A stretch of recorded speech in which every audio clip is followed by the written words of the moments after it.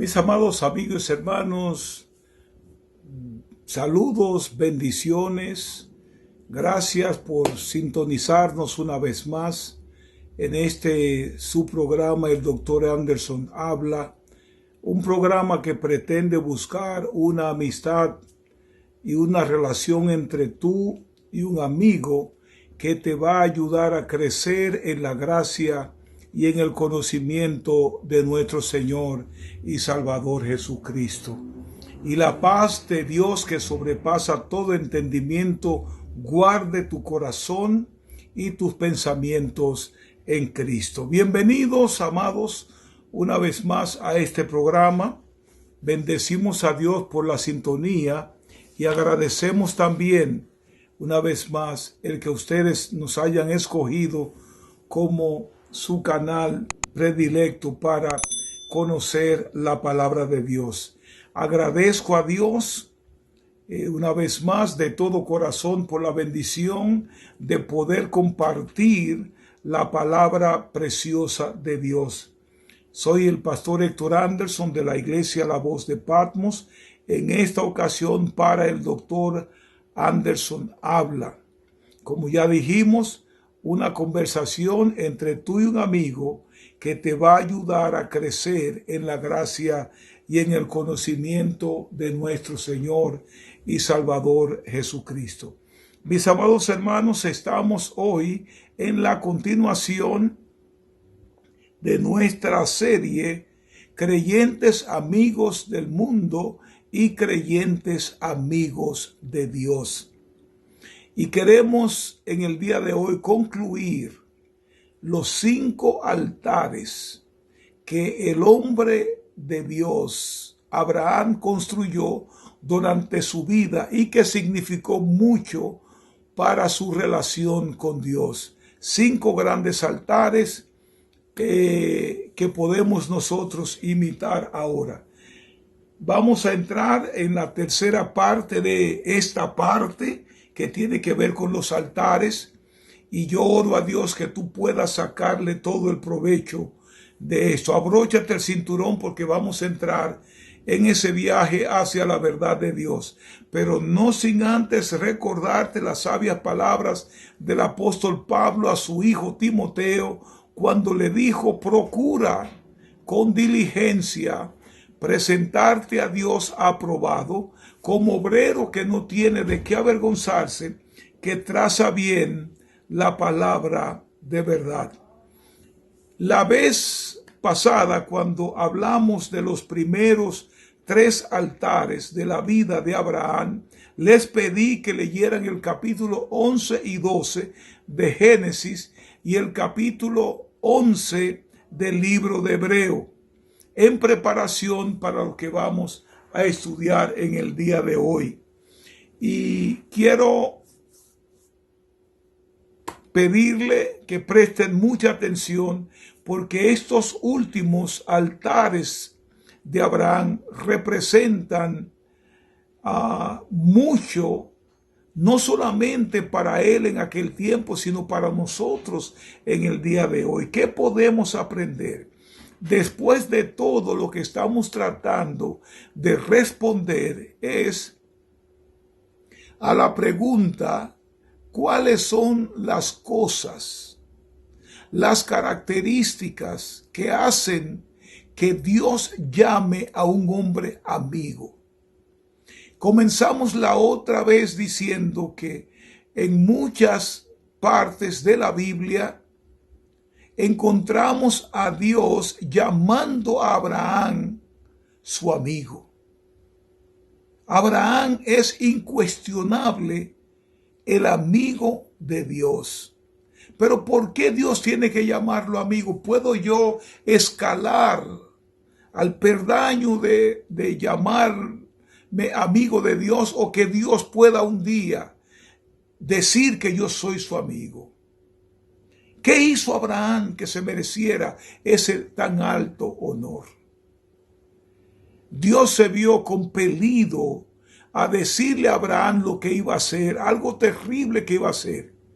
Cuando Dios fue a destruir a Sodoma y Gomorra, le dijo a Abraham: ¿voy yo a esconder eso de ti, Abraham, siendo tú mi amigo? ¿Qué podemos hacer nosotros para que Dios tenga esa confianza en nosotros? Bueno, establecimos algunas características. Número 1, Abraham fue llamado de un lugar de mucha idolatría, mucho paganismo, mucha adoración a dioses falsos. Y Dios lo llamó que saliera de allí a un lugar que él le mostraría luego. Abraham, sin conocer realmente a Dios, no cuestionó a Dios, sino que salió. En su vida, como todos nosotros, cometió algunos errores, y uno de esos errores fue traer con él a su padre y a su sobrino Lot. Y ese padre hizo que Abraham se detuviera en Aram hasta que él murió allí. Pero la intención de Abraham siempre fue obedecer a Dios en todo. Cuando el padre muere, finalmente sale de allí en obediencia a Dios a buscar aquella tierra que Dios le había prometido.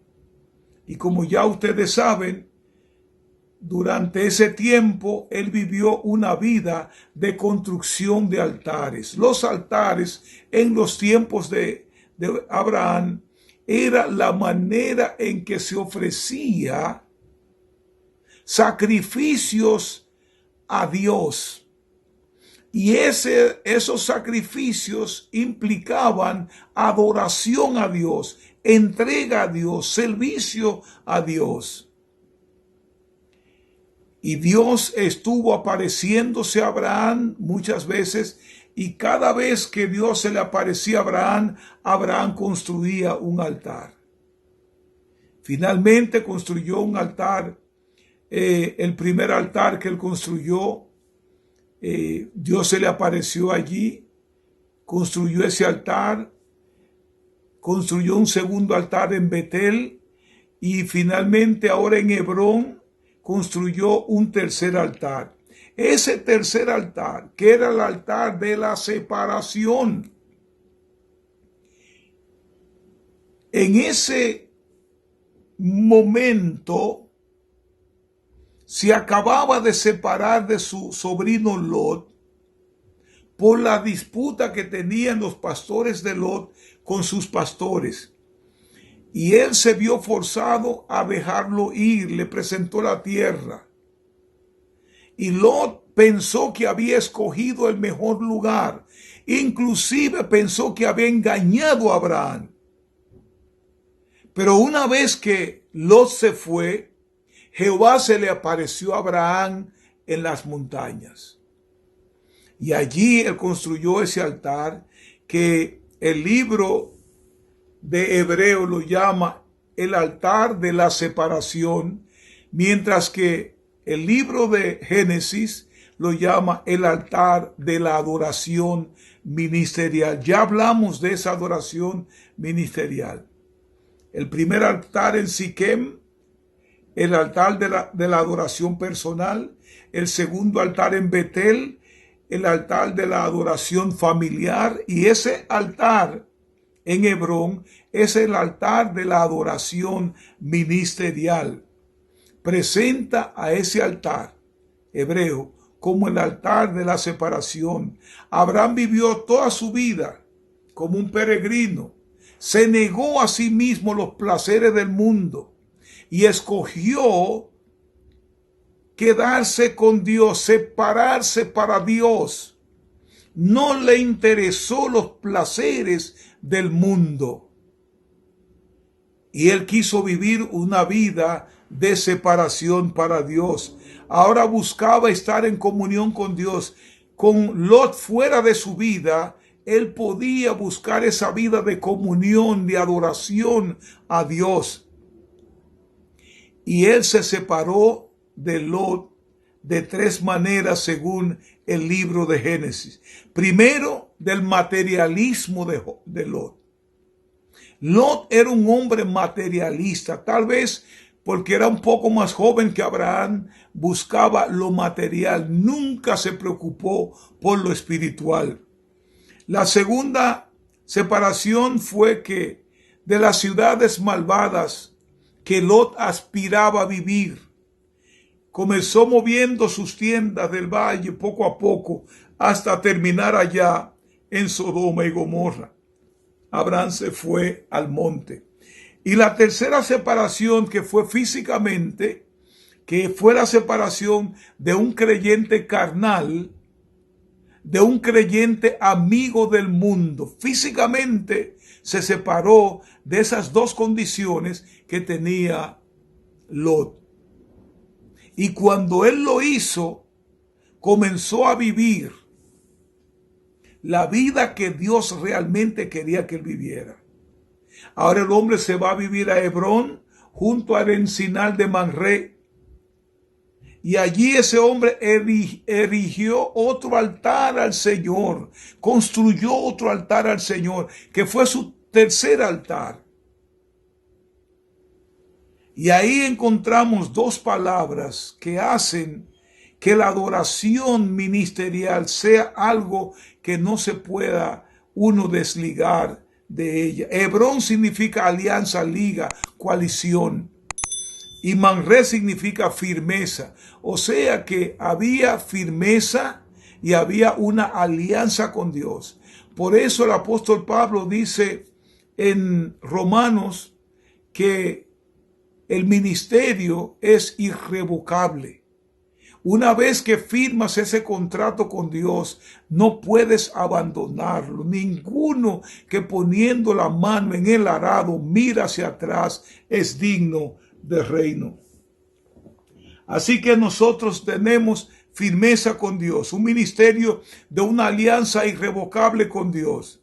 Y una vez que nosotros hayamos conseguido librarnos de los lots que tenemos a nuestro alrededor, entonces vamos a darle nuestra completa voluntad a Dios. Podemos comenzar de nuevo y podemos afirmarnos en Dios. Una vez que todo el alboroto de los pastores de Lot ya hayan desaparecido, hayan salido de nuestra vida, Dios podrá establecer una sociedad sólida con nosotros. Una coalición, una liga firme que no se rompa nunca. ¿Saben ustedes una cosa, mis amados amigos? Un altar en Hebrón espera por todos aquellos que están dispuestos a deshacerse de sus lots. Muchos de aquellos que tenemos lots a nuestro alrededor pensamos que ellos son indispensables, que si se nos van el mundo, el ministerio se nos va a caer, y no es así. No es así, mis amados hermanos. No estoy intrigando a nadie que vaya a deshacerse de sus lotes, pero si hay pleitos, confusión, hay amenazas que si tú no me das, yo me voy, si yo no hago esto, si no tengo autoridad, déjalos ir. Déjalos ir.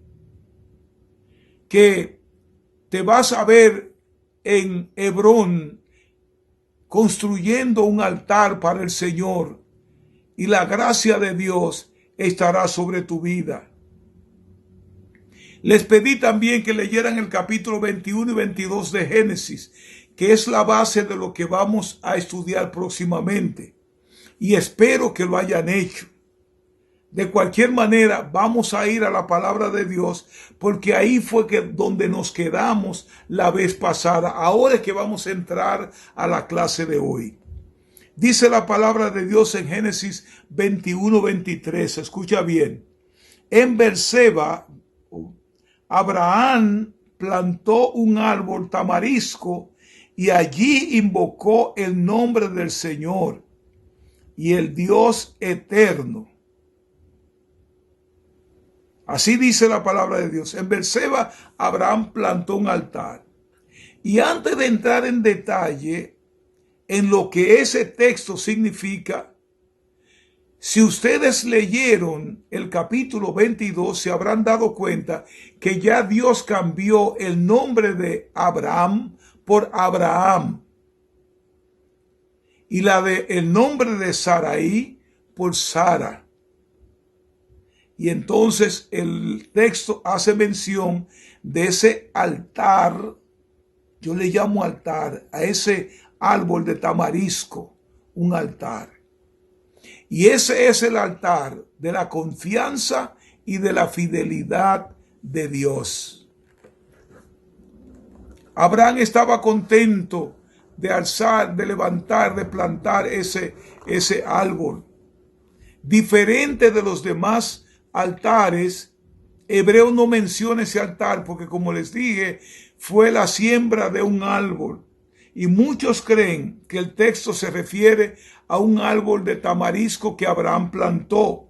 Ese árbol era perenne, densamente agrupado, o sea que era un árbol tupido, como dijéramos en Santo Domingo, que se encuentra en toda la región de Canaán, pero plantado en el Negev, es testigo de la confianza de Abraham en la fidelidad de Dios para ministrarle agua y sustento.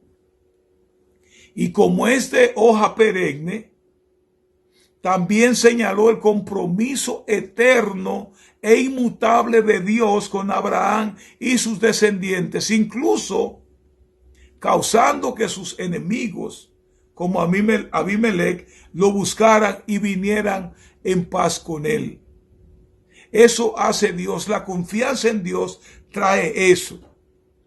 Y también señala la expectativa de Abraham de un pacto eterno. Ese fue un árbol que significó mucho para Abraham.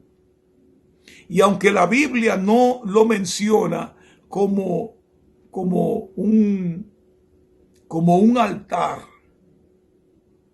ese árbol representaba una apuesta de confianza en la fidelidad de Dios, porque allí Abraham encontró descanso y allí Dios lo visitó a él cuando le hizo la promesa del cambio de nombre. Había otro altar, mis amados amigos hermanos, el último altar de Abraham, el quinto altar de Abraham que registra la Biblia, el altar de Moriah. Ese es uno de los altares más difíciles en la vida cristiana. Muy pocos creyentes en Cristo han pasado por ese altar. Muy pocos creyentes han construido ese altar, porque ese altar es el altar que desgarra no solamente el corazón, espiritualmente hablando, desgarra físicamente el corazón. Y vamos a leer de ese altar en Génesis 22 y el versículo 9. Escucha cómo dice ese texto. Cuando llegaron al altar que Dios le había dicho, Abraham edificó allí un altar, luego acomodó la leña y atando a Isaac, su hijo, lo puso en el altar sobre la leña. Mis amados hermanos, aquí tenemos la prueba más alta de la fe de Abraham. Tenemos en ese momento la demostración total de lo que un hombre es capaz de hacer por Dios, o hacer a la sugerencia o a la petición de Dios. ¿Queremos ser amigos de Dios? ¿Queremos ser considerados amigos por Dios? Queremos que Dios nos endose como amigo porque Él lo hace. Y Abraham no es la única persona que fue endosado por Dios de esa manera. Hablando de Lot, que vivió antes que Abraham, Jehová dijo: ¿no has visto a mi siervo Job, que no hay otro como él en la tierra, varón recto, perfecto, temeroso de Dios y apartado del mal? Y ahora dice que Abraham es su amigo. Y a ese altar, tanto el libro de Hebreo como el libro de Génesis lo llaman el altar del completo sacrificio, porque allí se mostró la suprema fe de un hombre. Porque la pregunta es: ¿cómo es que se le pide a un hombre, que ahora se llama el padre de muchas naciones, que ofrezca al único heredero que tenía en sacrificio, en holocausto, en un altar? ¿Quién llevaría entonces la semilla de la reproducción? Además, ¿dónde está el pacto que hizo Dios con Abraham? Ese pacto con respecto a la tierra que le daría a su descendencia. ¿Dónde vendrán los descendientes si el único hijo que él tiene, Dios le dice: dame a tu hijo, a tu único hijo, al que tú amas, dámelo en sacrificio? Entonces, ¿de dónde vendría la descendencia? ¿Cómo serían benditas todas las familias, las naciones de la tierra sin la simiente prometida? ¿Saben ustedes una cosa, amado hermano? Tal vez tú y yo habríamos hecho todas estas preguntas, pero Abraham no hizo ninguna pregunta a Dios. No hizo ninguna pregunta. Tal vez Dios tampoco se las habría contestado. Y dice la palabra de Dios que ese hombre, Dios habló con él en la noche, y parece que en la madrugada de esa noche enalbordó su burro, llevó a alguno de sus siervos, a uno de sus siervos con él, y se levantó y se llevó con él a Isaac, a quien Dios le había pedido que sacrificara. Y Dios le dijo: yo quiero llevarte al monte, a un monte que yo te voy a indicar, no en cualquier sitio, es donde yo te indique de ese sacrificio. Y estos hombres comenzaron a caminar y a caminar y a caminar. 3 días de camino. Escuchen ustedes lo que dice Hebreo 11, 17 al 19, que tiene que ver con esto, que también les pedí que leyeran. Por la fe Abraham, cuando fue probado, ofreció a Isaac, y el que había recibido las promesas ofrecía su unigénito, pensando que Dios es poderoso para levantar aún de entre los muertos. Caminaron hasta que Dios le señaló el lugar. Cuando Dios le mostró a ese hombre el lugar, él le dijo a su siervo: quédense ahí, que mi hijo y yo vamos a adorar a Dios y vamos a regresar. Ese hombre no le temió a la muerte. Yo creo que, honestamente hablando, Abraham fue la primera persona que creyó en la resurrección de los muertos. Porque como dice aquí en Hebreo, él pensó, en lugar de hacer todas las preguntas que nosotros habríamos hecho, él no hizo ninguna pregunta, porque en su mente y en su corazón él entendía: esto no puede funcionar. Si Dios me manda a sacrificarlo y él es el heredero, él tendrá que hacer algo con ese heredero. No cuestionó a Dios. ¿Quieres que yo lo sacrifique? Lo voy a hacer, pero tú tendrás que levantarlo. Y es por eso que le dice a su siervo: quédense aquí, nosotros dos vamos a ir a adorar a Dios y vamos a regresar. Pero él sabe que el cordero, aquí el sacrificado es Isaac. Pero le prometió a sus siervos que él regresaría. Y cuando se estaban acercando al lugar, para que le rompiera más el corazón. El muchacho le pregunta: padre, pero ven acá, aquí tenemos la leña, tenemos el fuego, tenemos el cuchillo, pero tú nos traes cordero. ¿Dónde está el cordero? Y ahí es donde les digo, amados hermanos, que tenemos que enseñar a nuestros hijos la adoración familiar y la adoración ministerial. Esa pregunta me hace pensar que Isaac había estado en estos menesteres de Dios con Abraham muchas veces. Él sabía los ingredientes que se necesitaba. Se necesitaba un cordero, cuchillo, fuego, leña para el sacrificio. Y yo no me imagino cómo habríamos reaccionado nosotros. Pero Abraham le dijo: no te preocupes, Dios se va a proveer de cordero. Dios se va a proveer de cordero. Y siguieron caminando. Y les garantizo, amados hermanos, que cuando Isaac hace esa pregunta, es una pregunta desgarradora. ¿Dónde está, papi, el cordero para el holocausto? Dios se va a proveer de cordero. Mis amados, este es el altar que formaría Abraham para el resto de su vida. Ese altar lo llevaría a subir al monte. El altar que rompería el corazón de Sara. El corazón que perforaría el corazón de Isaac.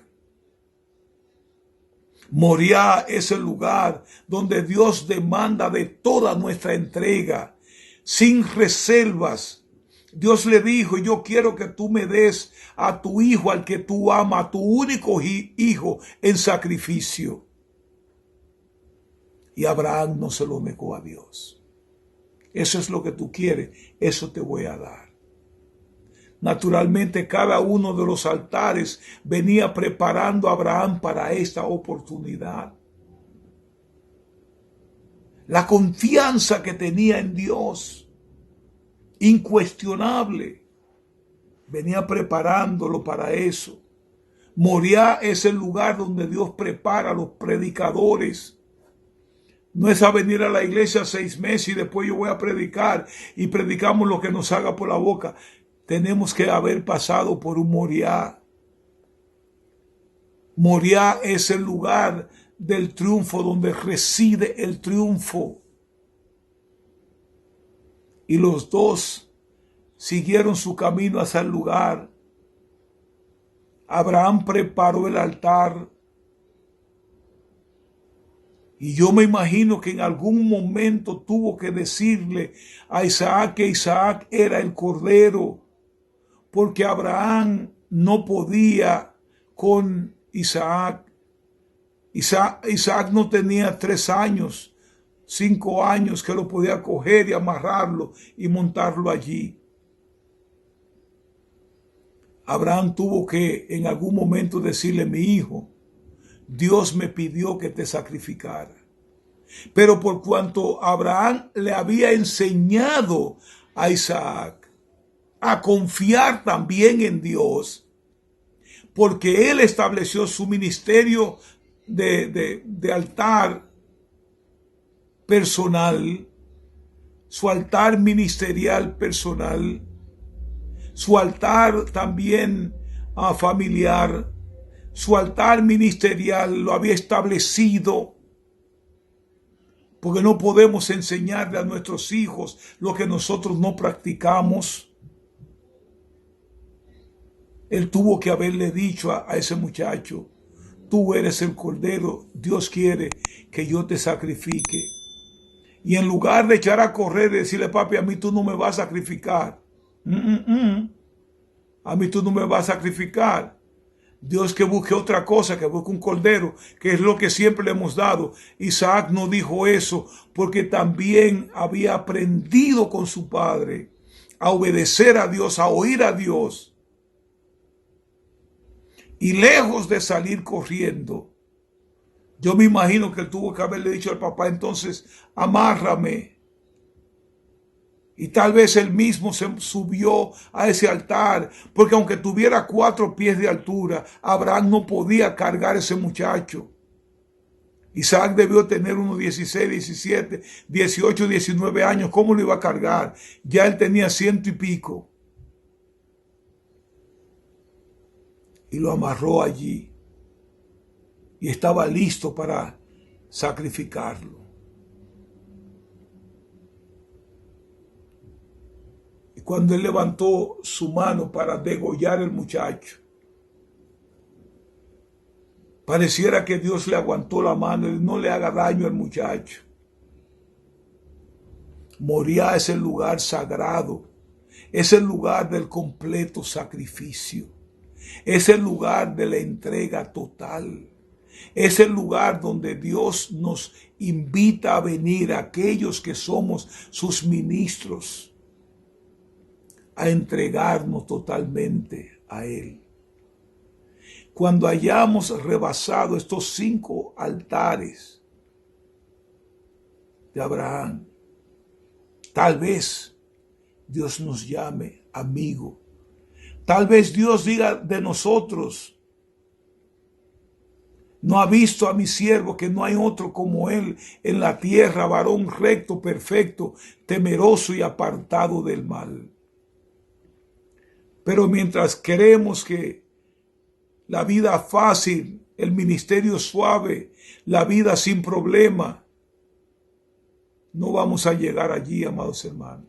Mientras estemos dependiendo de que el presidente saque su Biblia y diga vamos a los cultos, hay que abrir las iglesias, no vamos a llegar allí. Porque eso es lo que estamos esperando muchos pastores. Que nos faciliten las cosas. Y en la vida del creyente hay momentos que las cosas tienen que ser duras. Es momento en que nosotros nos acercamos a Dios para pasar por nuestro monte Moriah, el lugar donde Dios nos demanda toda la entrega, todo el sacrificio, donde tenemos que poner delante de Él aquello que más amamos. Aquello que más amamos. Porque a veces nosotros amamos tanto que idolatramos. Amamos tanto nuestra familia que la idolatramos. Amamos tanto nuestra iglesia que la idolatramos. Amamos tanto nuestro ministerio que lo idolatramos. ¿Dónde está tu Moriah? ¿Eres tú un creyente amigo de Dios o eres creyente del mundo? Vamos a continuar la próxima vez. Sobre toda cosa guardada, guarda tu corazón, porque de él mana la vida. Bendiciones, mis amados.